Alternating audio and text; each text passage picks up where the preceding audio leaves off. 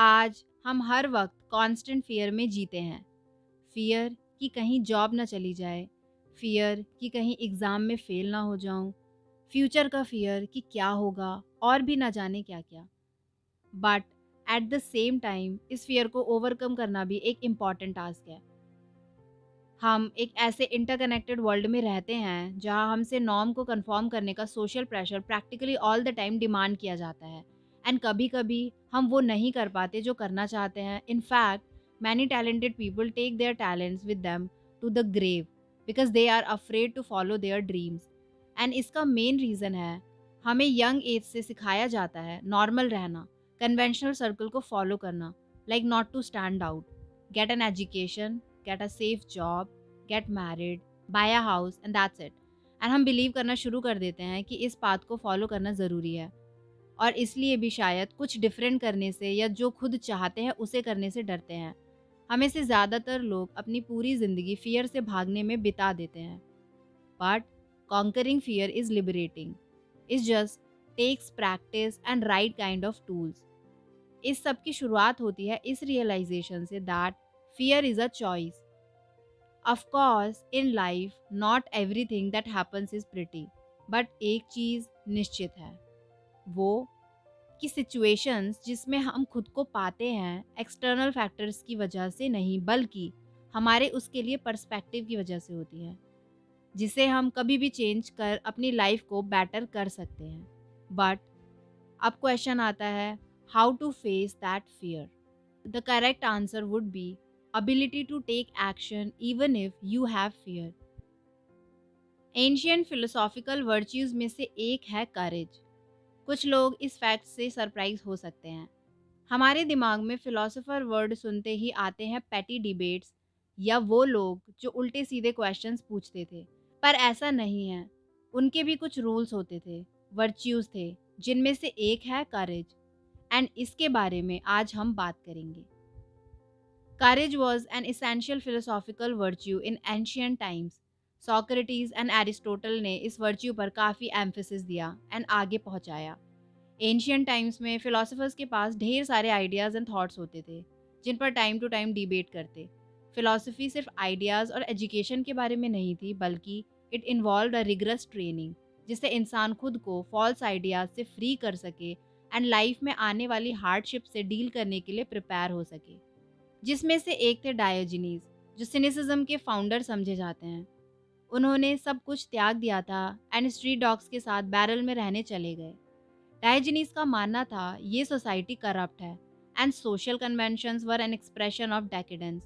उनका good life से मतलब था सभी बैड इन्फ्लुएंसेस से खुद को फ्री कर देना जो हम सोसाइटी से इनहेरिट करते हैं।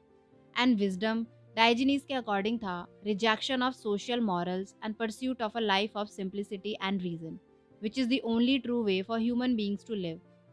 डाइजीनीज टाइम टू टाइम जो लोग उनके बैरल के सामने से गुजरते उन्हें मॉरल सर्मन्स देते थे, विच of course didn't make him the most famous philosopher in the town. Legend है कि जब अलेक्जेंडर द ग्रेट डाइजीनीज से मिलने आए, उन्होंने पूछा what can he do for him, जिस पर डाइजीनीज ने रिप्लाई किया, step out of my sun. It takes courage to look life in the eye and make it the best it can be। It takes resilience too। And Diogenes courageous थे जो उन्होंने life में इतना बड़ा step लिया और moral conventions के against गए और वो किया जो करना चाहते थे, जैसे वो लाइफ जीना चाहते थे। फिर उनके बारे में कोई क्या सोचता है उससे उन्हें कोई फर्क नहीं पड़ता था। करेजियस पाथ पर चलने के लिए इंडिविजुअल को अपने कंफर्ट्स छोड़ने पड़ सकते हैं जिसे वो ग्रांटेड लेते हैं। फॉर्चुनेटली फिलॉसफी के बेनिफिट्स में से एक है कि ये हमें मिनिमम कंफर्ट्स एंड पोजेशंस के साथ जीना सिखाती है एंड यही डाइजीनीज ने डेमोन्स्ट्रेट किया अलेक्जेंडर की हेल्प रिजेक्ट करके कि सन उनके लिए इनफ है।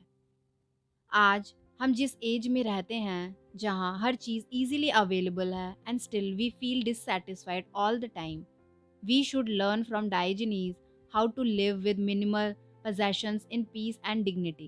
Being brave does not mean you are looking for trouble। इसे हम डिज्नी की मूवी द लायन किंग में क्लियरली देख सकते हैं। सिम्बा की journey throughout the whole movie shows करती है करेज। एक रेकलेस चाइल्ड जो यंग एज में अपने पिता को खो देता है, उनकी मौत के लिए खुद को ज़िम्मेदार मानता है, जिसके बाद अपना घर हमेशा के लिए छोड़ के चला जाता है, जिसे सोशल जजमेंट फेस ना करना पड़े।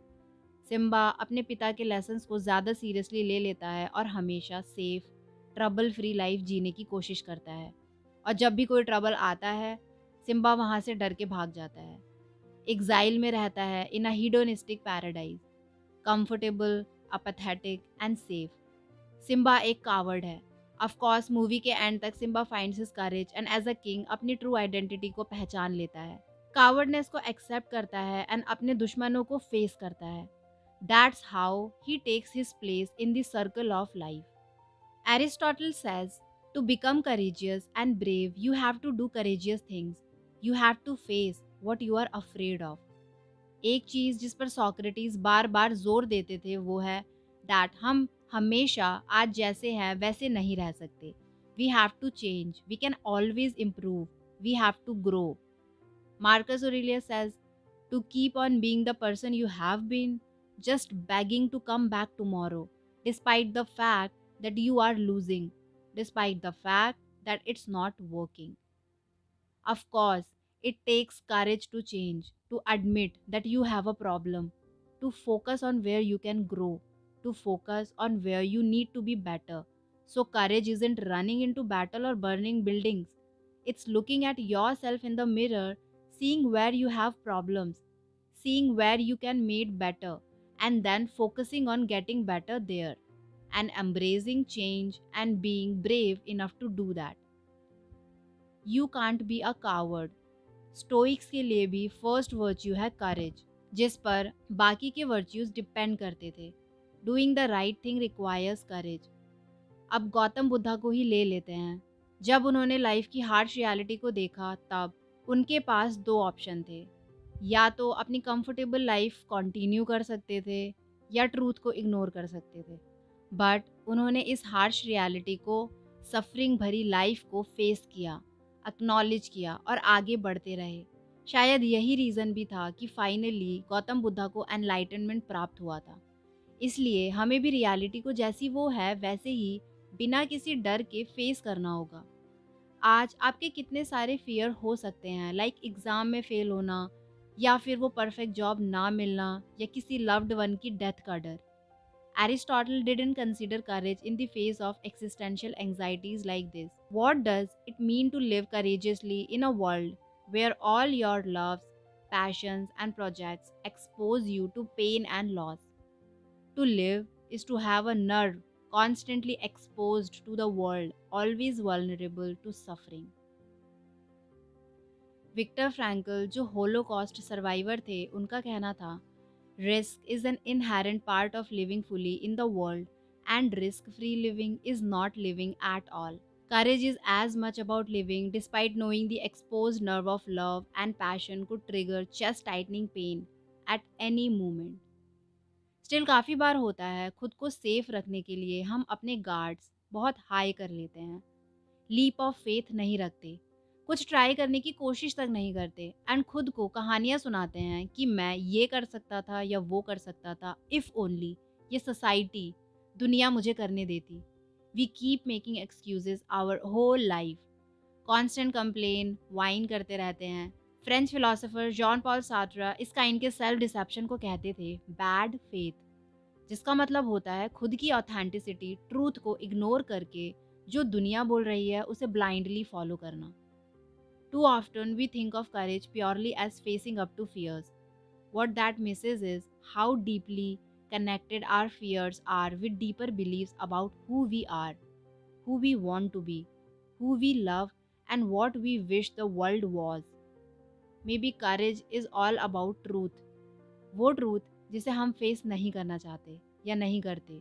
खुद को फेस करने का दम उन सभी फ्लॉज, इम्परफेक्शंस, शेम के साथ एज इट इज़, और इसे अपना वेपन बनाकर लाइफ में आगे बढ़ना एंड ऑब्स्टिकल्स को फेस करना. It's about looking reality in the face and having the force of will not to turn away despite the pain, the unpleasantness and the risk. Maybe it's about looking for long enough to see the joy in the pain, the beauty in the ugliness, and the comfort that lies in the little risks we take every day. And शायद तभी हम life की reality को recognise कर सकते हैं, जान सकते हैं what's worth living for and what's worth dying for. Well, this is the and.